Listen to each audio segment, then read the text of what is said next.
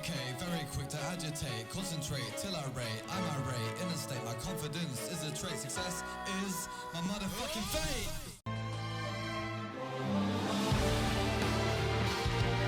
Since the beginning of humankind, we have always faced danger. It could be in the form of another animal trying to attack us, or where the environment is the greatest hazard.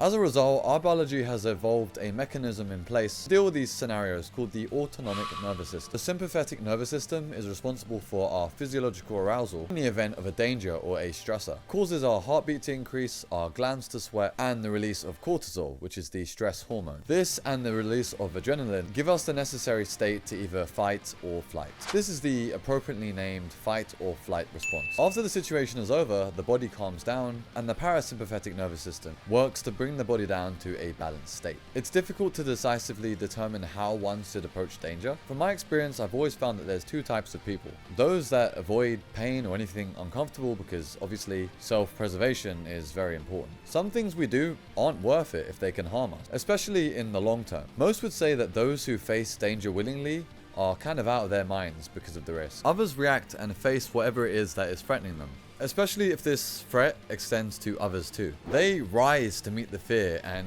deal with it despite the potential risks to themselves. Yes, these types of people are brave, and stressful situations only serve to help them grow in their own level of confidence. Why do they do it? For the sake of their own ego? Or for something a little bit more outside of themselves? Which is the best approach to help us grow, become braver, and face challenges even though they seem beyond our current capabilities? Tokyo Revengers is a recently animated series, and it's been pulled to viewers' attention for a few reasons. The series adds its own new spin on the very used, typical time travel format, providing its own flavor towards the butterfly effect. This entails going back and forth timelines by transferring consciousness to a younger version of the main character's self. The other more polarizing reason is due to that protagonist. He's not the most powerful, coolest, or even interesting character in the show. His strength comes from his weakness, or rather, his lack of physical strength. This makes him an underdog in my eyes, and demonstrates a fantastic case study on bravery and where it can come from. During Tokyo Revengers, Takemichi finds himself in a plethora of scenarios where he has all the odds stacked against him. Despite him having much stronger allies around him sometimes, I never thought that he would get through his fights in a Deus Ex Machina type way, or with some OP power-up. No, it's through sheer force of will and bravery that he manages to not always win the battle, but win the war. Even if Takemichi can't plow through a physical altercation, he is able to inspire others' faith in his conviction, leading to him receiving trust from powerful sources like Mickey and Draken. The question is, how does he do it? And how can we be as brave as him to conquer our fear? Nietzsche famously quoted that he who has a why can endure almost any how. So let's ask the most important question first. Why?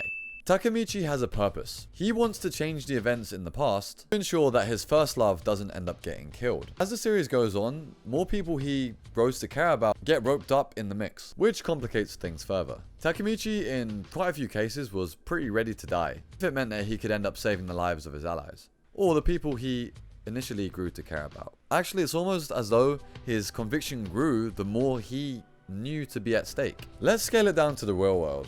What things do you care about? So much so that you would actually die for it. For some it's their families, and for many parents it's their children. But maybe you're younger like me and you don't have such responsibilities just yet. So instead, think about it from an opportunity cost perspective. What will you miss out on if you're not brave enough to step out of your comfort zone and risk losing something? For me, if I hadn't decided to come to Korea alone, I would have been stuck in the world of what if. Didn't have to cut me off.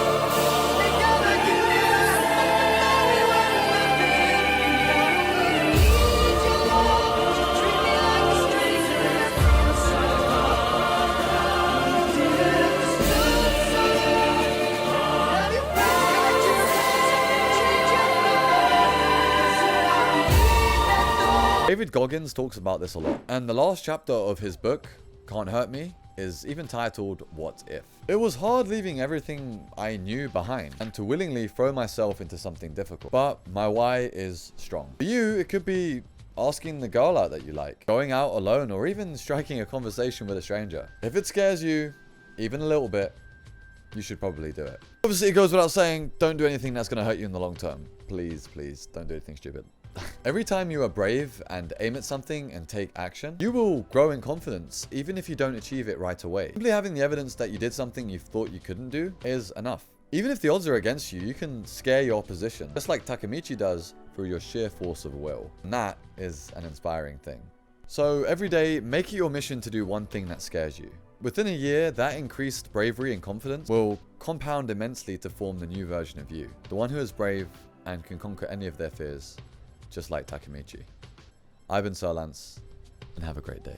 My motherfucking fate. It's open season and I'm out for the kill. Adrenaline pumping through my veins, now I'm feeling the thrill. Call me Itachi, you won't see me. Tsukuyomi.